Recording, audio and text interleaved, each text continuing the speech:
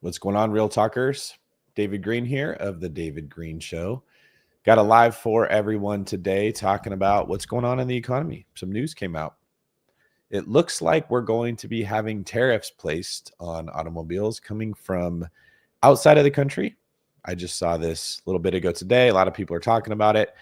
Lots of people on YouTube are covering the auto tariffs. And depending on who you're listening to, you're going to get a spin that focuses on the positive or a spin that focuses on the negative. We're going to cover both, and we're going to talk specifically about how this could affect the real estate market and what you can do to position yourself to be in the best place possible as these tariffs and the possible consequences of them kick in. So if you're listening to this right now, do me a favor, leave me a comment. Let me know what you think about today's show. Make sure you subscribe to the channel. And if you're not already, go subscribe to the David Green Show on Spotify or Apple Podcasts, because you get information there that you're not going to see on shows like this. So let's get into our first article here.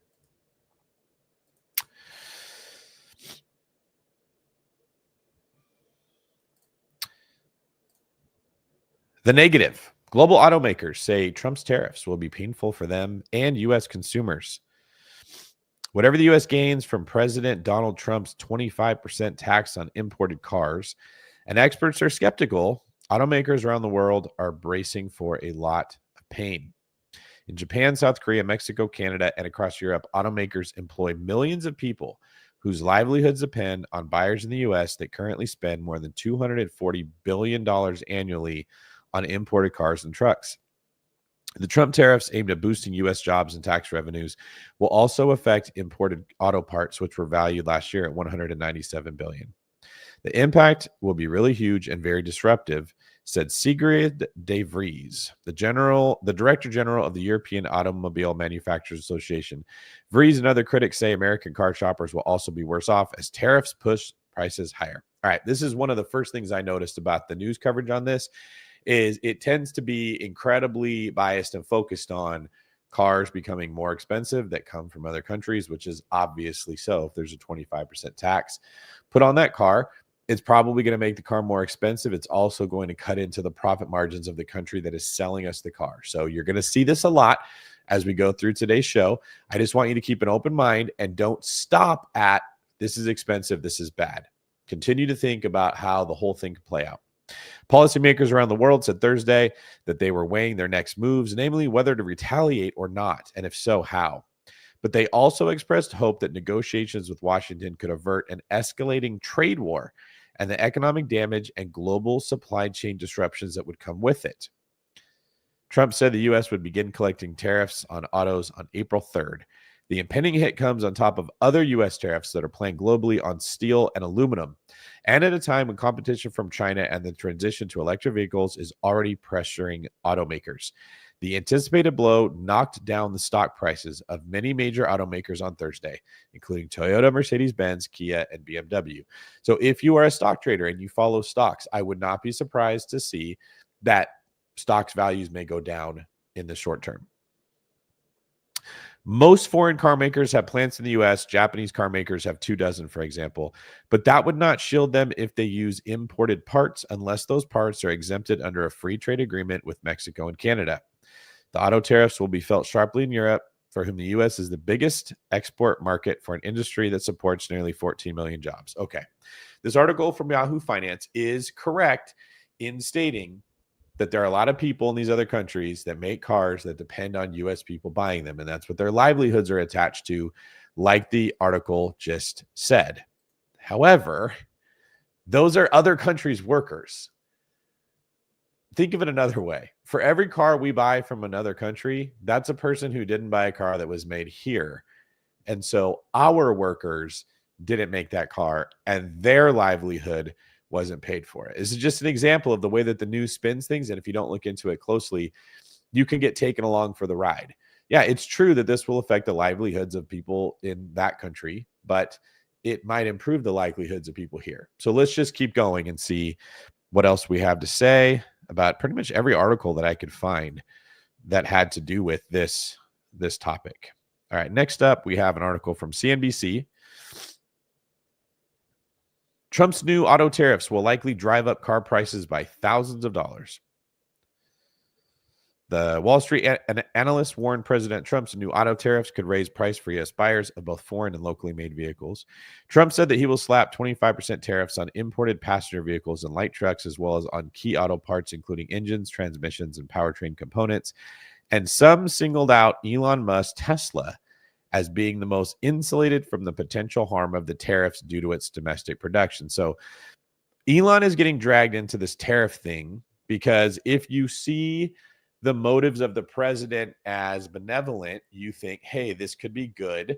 Let's look at how this would benefit America because we're collecting that revenue, even though the cars are theoretically becoming more expensive. If you want to buy a Mercedes-Benz, America's collecting 25% on that. And it's odd that people are okay with us taxing the income of Americans higher. Just keep increasing income tax on everybody. But if we're going to collect a tax from other countries when they want to sell their stuff here, we're angry about it. Wouldn't we be happy that we are collecting money from other countries to sell their stuff here, which could theoretically lower the income tax of the people that are working here, or maybe lower the sales tax that we pay every time we buy something? It's just something to think about when you are going through this content. President Donald Trump's steep new tariffs on imported cars will likely jack up prices for U.S. buyers of both foreign and locally made vehicles. Trump said on Wednesday that he will slap 25% on imported passenger vehicles and light trucks, as well as on key auto parts, including engines, transmissions, and powertrain components. Prices that consumers pay on the lot could increase by $4,000 to $15,000 per vehicle, depending on how much of the car is imported. The tariffs will kick in at midnight on April 3rd, and Trump has said they will be permanent. There are some caveats. Importers of cars covered by the North American trade deal known as the USMCA will only face the tariff for the non-US content of their vehicles. So if I'm understanding this right, which sometimes I get things wrong, and you guys let me usually know that in the comments very harshly, not every tariff is going to be a straight 25% on the cost of the car. If, say, a third of the car is assembled in America and has American parts, then their tariff will be reduced by 33%. That's what it looks like they're saying here, which is fair because we're only really trying to tax the parts that were done outside of the U.S. and sold to the U.S. consumers.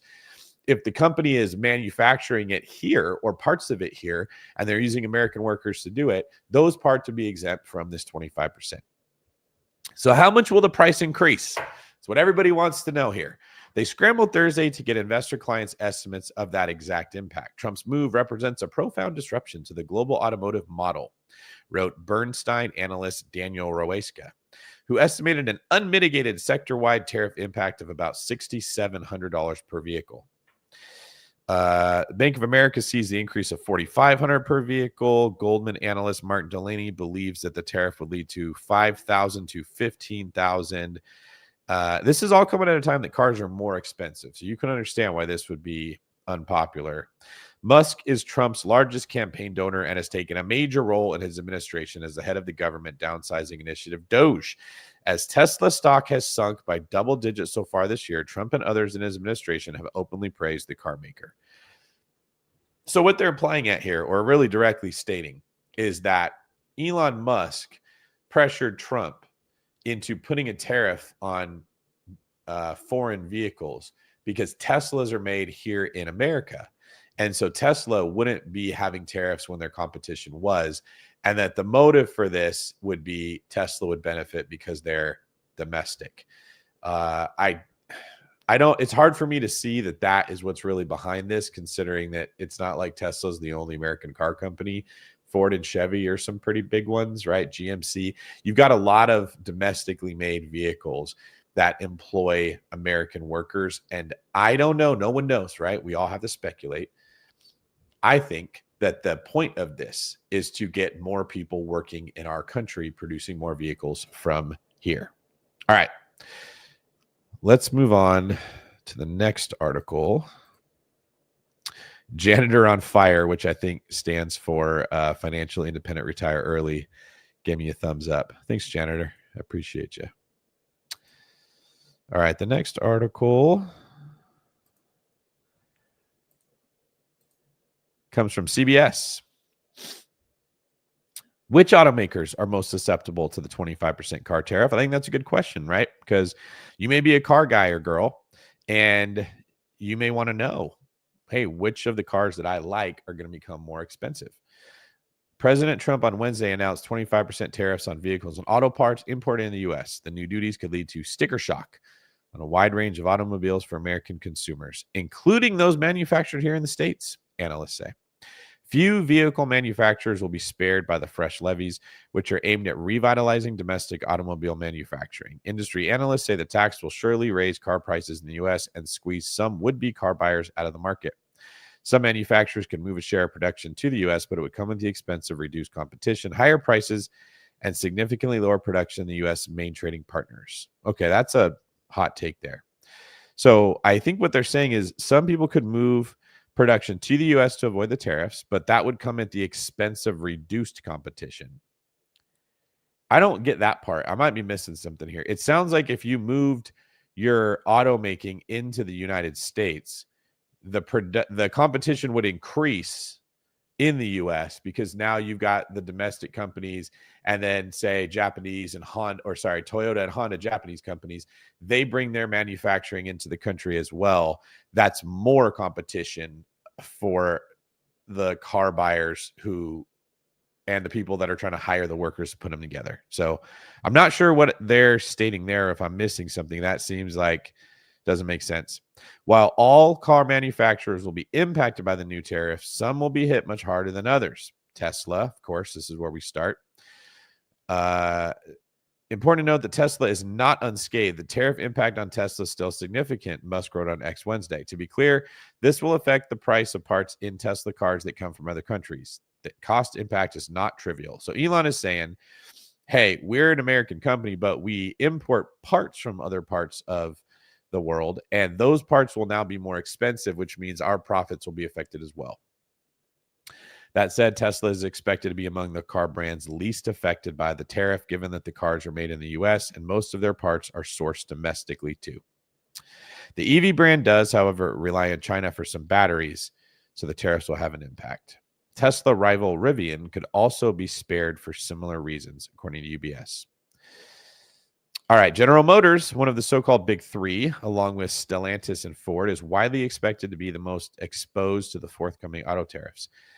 Headquartered in Detroit, the U.S. car company makes just 45% of vehicles it sells to U.S. customers domestically, leaving 55% of its lineup exposed to tariffs. I did not know this. I did not know that General Motors only makes 45% of their vehicles here in the country. Turns out that they've been creeping around when no one's looking, making cars with cheap labor and bringing the parts over here and then still selling them at a high price. GM, which makes Chevrolet, Buick, GMC, and Cadillac, is heavily invested in Mexico and Canada, where it builds heavy-duty vehicles. Okay, so they're having people work for cheaper wages in Mexico and Canada, make the parts, and then ships them over here.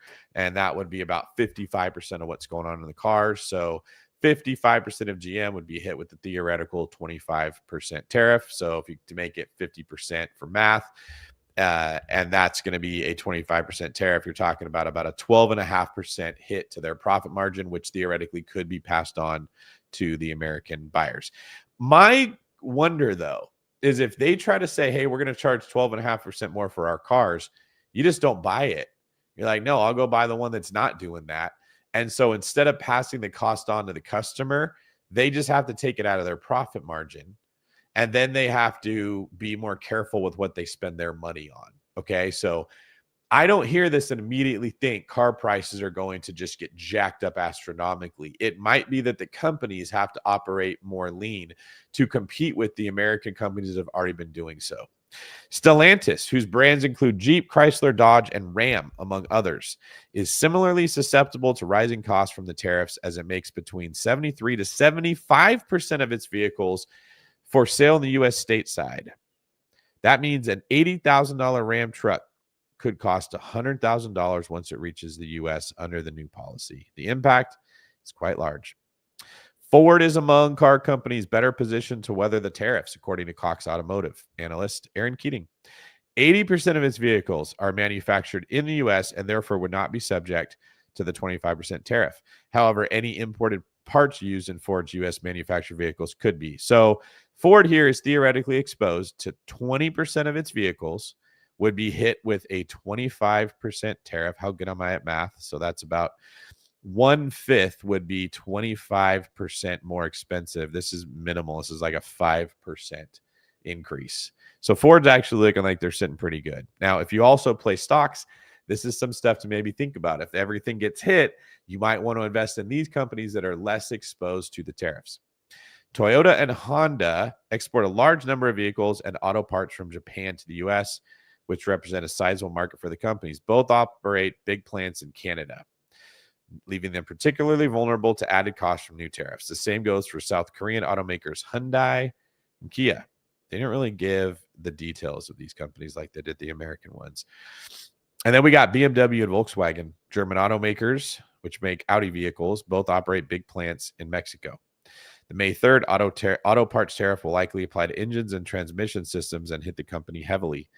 For instance, BMW makes a lot of engines in Germany, which are then shipped to South Carolina, where some of the automaker SUVs are manufactured. Those would be hit heavily by the auto part tariffs. Additionally, Mercedes operates similarly, sending engines and transmissions from Germany to a plant in Alabama. Okay, so you guys see the pattern here is that the companies are owned outside of the U.S., so they don't have to pay corporate taxes into our system. They ship parts to Mexico or Canada where they have cheap labor, put them together, and then they just push them right across the border to some American dealerships where they're sold. And then the money goes back to that country. But no one in America really participated in this other than the person who bought the car and gave them money. So if they're putting them together in Mexico and Canada, Mexicans and Canadians are gaining wages, which go into their economy. And I think, I don't know, because I don't talk to them, but I think this is what Trump is smart enough to see, that all of these cars that we are buying from other countries are benefiting those countries and their workers, which means their workers have jobs that can be used to pay rent for real estate investors or buy homes to become homeowners. And every time their worker buys a house, a real estate agent makes money, a loan officer makes money, an escrow officer makes money, a construction worker makes money, the person who took the pictures makes some money, the broker makes some money, the advertisers make some money, the landscapers. All of these people made some money that go into that country's economy as they siphon money out of our country over to there. And again, I sound like I'm speaking for them. I can't do that. It looks to me like what the president is recognizing is if we make it more expensive for them to sell cars here, they're either going to pay money directly to our government or they're going to manufacture them in our country, not theirs, which brings the jobs to America. And folks, I think we desperately need jobs. This is why the housing market seems to have stalled. And AI is taking away some of the jobs that we do have. We don't have anything to move those people into. There's only so many Uber drivers you can have, and AI is eventually going to take over Uber driving, and all those people aren't going to have a job. If we don't start making stuff in our country instead of buying it from other places that have cheap labor, there aren't going to be many jobs to have, and that would be very bad for our housing market. All right. Let me check the comments here. Kirsten Mahone says, back on lives with a celebratory emoji. Let me know, guys, if you're listening to this, what your comments are as we're going so far. I'd much rather see your comments here than get hate comments afterwards if I could help it. All right, next up, we have an article from the AP. Bitter, salty Canadian Prime Minister Carney calls Trump's auto tariffs a direct attack on his country. A direct attacks, which somebody let me know if I'm wrong here, but is Canada putting tariffs on the stuff we make and we sell over there already? Because if they are, by Carney's logic and his statement, they've been attacking us for a long time, and we only recently directly attacked them. If that's not the case, then that doesn't stand. But that's a weird statement to call something a direct attack. Like the victimhood sounds really strong here. Canadian PM Mark Carney said Wednesday that U.S. President Donald Trump's auto tariffs are a direct attack on his country and that the trade war is hurting Americans, noting that American consumer confidence is at a multi-year low. Trump said earlier Wednesday that he was placing 25% tariffs on auto imports And to underscore his attention, he stated, "This is permanent." Carney responded, "This is a very direct attack. We will defend our workers. We will defend our companies. We will defend our country. We will defend from a tax that's being placed on cars that we want to sell to Americans." Okay.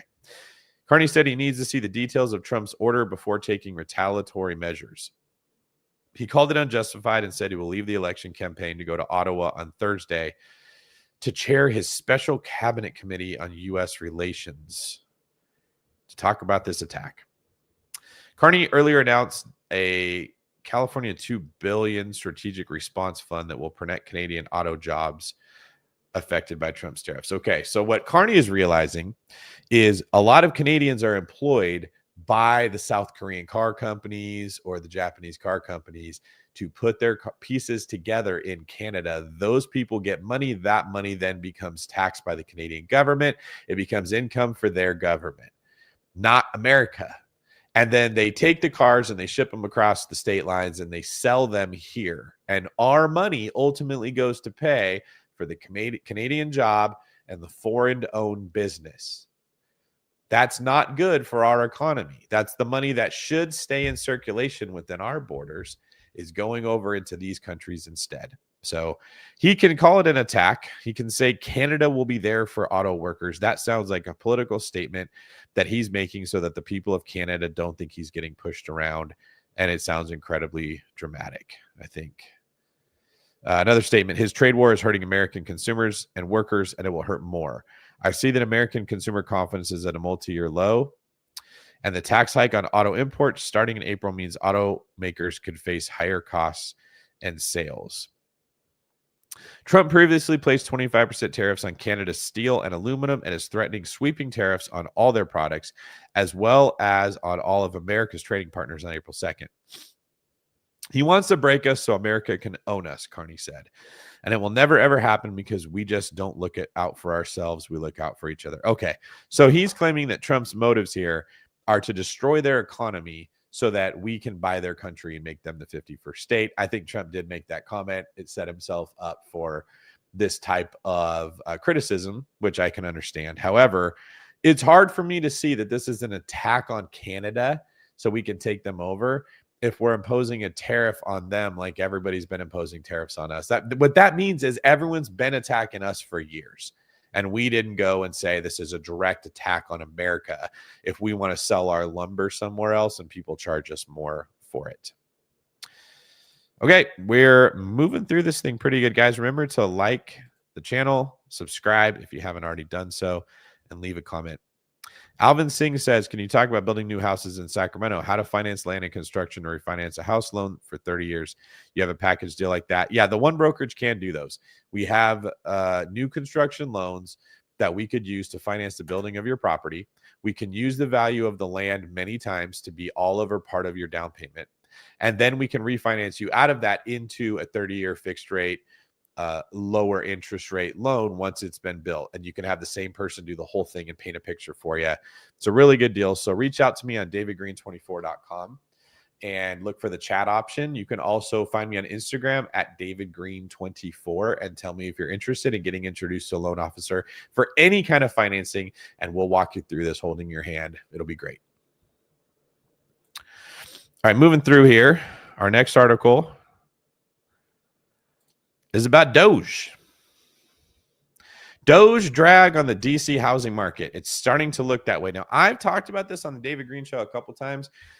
I was curious if DOGE rips through Washington and lays off a bunch of people, which I'm not here to say whether I think they should or whether they shouldn't. I'm just talking about what would happen if it did.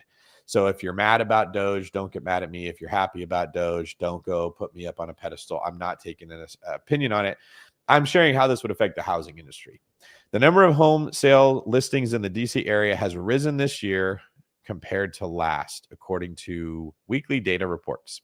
This could be the result of homes taking longer to sell, meaning active listings are lingering, but it could also be the early signs of sellers affected by the Department of Government Efficiency, a team under President Donald Trump's administration tasked with slashing federal spending.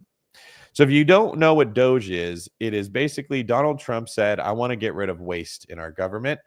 He said, Elon Musk, you're a pretty smart guy. You know how to use technology, and you got some smart people working for you. I want 100 engineers. I don't know how many it is, but let's say it's 100 to come in, and I want them to figure out what is going on with the budgets of all of these different government organizations and this bureaucracy, and where's the money going. And DOGE's job is to figure out where money is being wasted or not spent wisely or being taken advantage of. Now, that could lead to people in Washington, D.C. losing their jobs. If that happens, I would have to imagine there's going to be less people buying homes in Washington, D.C., because that area, the DMV area, is largely run by the federal government. That's what keeps things moving. That's what most people's jobs are in that area. And so not only would there be less demand for housing, but you might have a bunch of people put their house on the market if they get laid off, which at the same time you have less demand, you're introducing too much supply, you're now upside down, and that could trigger a housing crash. We've seen the market start to soften a bit. Listing levels have really ticked up significantly when compared to last year in the last few weeks. We'll want to see more evidence to be sure that things are really starting to shift, but it has starting to look that way. Spring is typically when more home sellers list their homes, but if government cuts bring an outsized number of sellers to this DC region, it could weigh on prices and increase competition for sellers. But DOGE is not the only force that could negatively impact the DC housing market.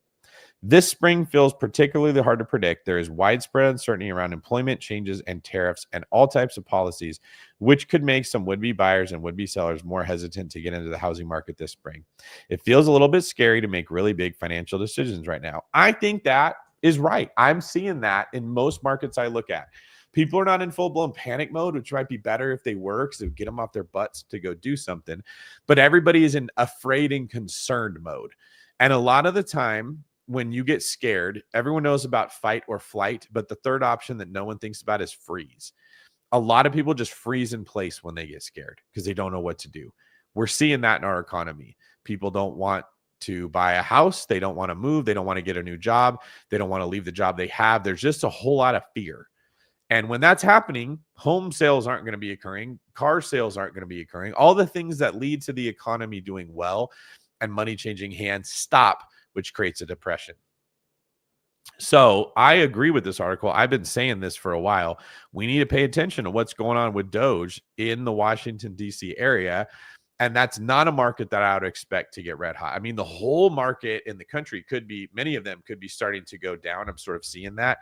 But I would think that this could be even more impactful in the areas where layoffs are likely to occur. And the DMV area seems like an obvious place that you would expect to see some of that happening. All right. Last article. This one comes from Spectrum News. It's funny how when you get a news article from a source that isn't like major media, you get less spin on it. The other articles we've read so far sort of tell you what's going on, and then they tell you what you should think about that. It's like, here's the news. Now, here's how you should interpret that news according to what we say. This one, which is a much smaller news source, doesn't seem to be following that same pattern. It says that GM's plant in Lordstown, Ohio, once employed 10,000 people, and today it sits idle.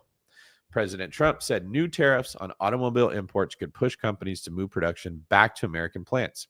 Trump imposed, see, that line right there that we just read was not in any of the previous articles. Nothing about his statement that this could bring jobs back to America was stated. It was only cars are going to be more expensive. We already have inflation. This is terrible bad. He's trying to ruin the country. But this is the plus side. So it very well could be that these vehicles become more expensive. And the reward for that is we get more jobs in America. We get more people working. We get more people earning money. We get more people spending money. That's what the economy needs to increase circulation. Trump imposed a new 25% tariff on all vehicles shipped to the U.S. In Ohio, some Republican and Democrat lawmakers were in rare agreement that free trade has cost Midwest jobs. Bernie Moreno, a former car salesman and the unofficial car czar of the Senate, lauded the tariffs as a way to bring jobs back to Ohio. We're going to see a lot of investment come into the U.S. pretty quickly. We're going to make sure we have energy policies, that we have regulatory policies, tax policies, and workforce policies that make that landing very easy. We've got to reindustrialize this country. We've got to rebuild our industrial base. And folks, if you're trying to sum this whole thing up, that's how my mind sees it. These tariffs are going to create a short-term pain in the sense that cars will become more expensive if they were imported from other countries. And we will get more jobs for American workers out of this, which is going to be good for the people that live in those areas. Now, here is where this starts to affect real estate. I'm having to eat a little crow here because for years, I was critical of one part of the United States. And here's why I was critical. It was where all the newbie investors went to invest to buy cheap properties thinking they were going to get a cash cow, and they didn't. They got a slaughtered cow. They would go buy a $40,000 house in Indiana or in Ohio, and they would think they're going to get $800 a month in rent, and it's the 1% or the 2% rule, and they just had vacancy and evictions. And I would tell people, stop going to the Midwest just because it's cheap. Stop going to the Midwest just because you think it's less risky. It's more risky because there were not jobs in the Midwest. The jobs were in the coastal markets. The San Francisco Bay Area is where all the companies were moving and hiring. Austin, Texas is where all the companies were moving and hiring. Phoenix, Arizona, Dallas, Texas. These were the cities, Nashville, Tennessee, where business was booming and people had jobs. And where you have jobs, you have a healthy housing market. And I was saying to go invest there. Well, guess what? The Midwest is now where the jobs seem to be moving. The Midwest is now where the people seem to be moving. So now I can't say avoid the Midwest. I'm actually saying for a lot of people, you should go to the Midwest. But it's not because the Midwest itself was ever the problem. It was the lack of industry. It was the lack of opportunity, and it was a lack of employment. And if this is true, like this article is saying, you could see a lot of economic prosperity coming to the middle of the country that's been ignored for years. And I'm here for it. Though tariffs may eventually create more Midwest jobs, they will likely drive up car prices first by thousands of dollars per vehicle. And Moreno said that legislation he is introducing would soften the blow by making interest on auto loans for the U.S.-made cars tax deductible. He recently toured the Cleveland Cliffs Cleveland steel plant, and where CEO Lourenco Goncalves offered a $1,000 bonus to employees who buy cars made with the company's steel. This is the kind of thing that brings pride back to Americans, and I think we should use it. American made can be a tricky label, however. Cars assembled in Ohio often relied on imported parts, and parts made in Ohio rely on imported material. For example, the Jeep Wrangler is made only in Jeep's Toledo plant. All right, so if the problem is we make things in America, but we bring the pieces from other countries, like the aluminum, like the steel, those things become more expensive when we tariff them. The country, let's not forget, the country, our country, gets that money. And theoretically, if we are getting money from external sources like tariffs, we can decrease the amount of money that we take from our citizens through the Internal Revenue Service. Okay. So do you still feel angry about it if the car costs $5,000 more, but you pay $5,000 less in taxes because we don't have to tax your income as much? What if we collect $9,000 less in taxes, but the car costs $6,000 more? Is that a loss for you, or is that a win? This is what happens when you look at the whole picture. You don't just zoom in on the one part that might affect you, or the bitter betties of the world are pointing out here. Again, I don't know this is going to happen. Nobody does, but this is the logic of it. Now, here's the next part I want to take us into. If we're putting tariffs on stuff coming from other countries, like I just said, and it's more expensive, do you think that might create an incentive to make the stuff here and not have to import it? Like, we spend a lot of money for oil from other countries. What if we just got the oil from here? And so we had a tariff on their oil, and that made it more expensive, and that created a way to get oil here, and that created jobs for the oil workers, and that created housing for the oil workers, and that creates investment opportunities for the people that want to put their capital to play. And that takes pressure off our social security system because the government doesn't have to bail everybody out because people are creating extra wealth for themselves, and that increases how much taxes those people pay, which go to pay for more things in our country. And that may start to happen with timber. That may start to happen with energy. What if America stops using the rest of the country in some ways we use them as a garbage dump, and in some ways we use other countries to like strip them of their resources. What if we use our own resources? What would that look like? To have a sense of pride again, and to have people in our own country that we're getting those jobs and paying taxes here instead of pushing that money to other countries to make them wealthier. I don't know how this plays out. I do think we have to do something. The tech boom was really the last big industrial wave that created wealth, that drove housing prices higher and allowed people to create wealth for themselves. It then also made our universities rich because people had to go to school to learn how to do the tech stuff so they could go work in tech. AI is likely going to destroy all of those skill sets. No one will be able to do the job as good as AI can do it. So all these people that worked really hard and got really smart now are really smart in something that's useless. It's not going to help them. So what do? We have to figure out a way to give people jobs. And this could be what the president is thinking. So keep this in mind when you start to get scared, when you hear all this tariff talk.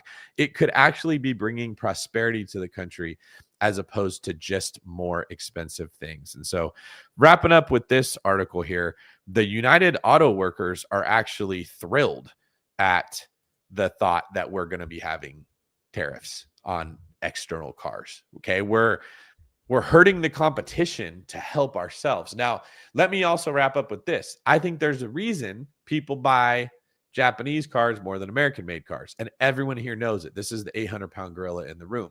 Their cars last longer. They're better made a lot of the time.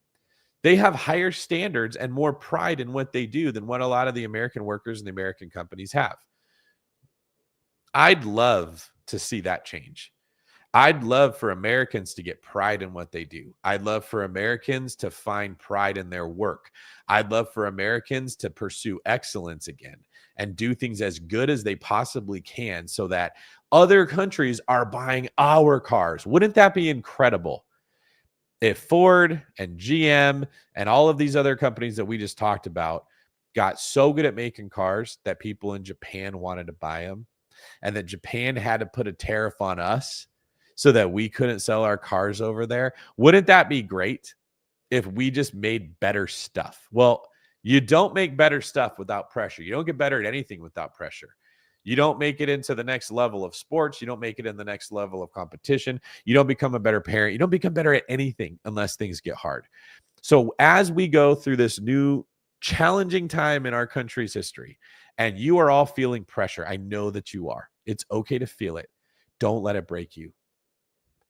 Don't let the pressure make you quit. Don't let your fear paralyze you in this time. Make it wake up the fighter in you. Make it wake up the person that isn't going to quit. Make it wake up the person that says, you know what, I want to give my very best at whatever I'm doing, and I'm not going to become afraid, and I'm not going to become bitter and use it as an excuse to quit. And if that's resonating with you and you've been hearing that message in your head for a while and you want to do something about it, send me the message on Instagram in my DMs, Faith. You can find me at David Green 24. I'm putting together a group for people that want to get the most out of themselves and want to learn what's going on in the spiritual world and how it could be hindering them and how you can turn it into helping yourself.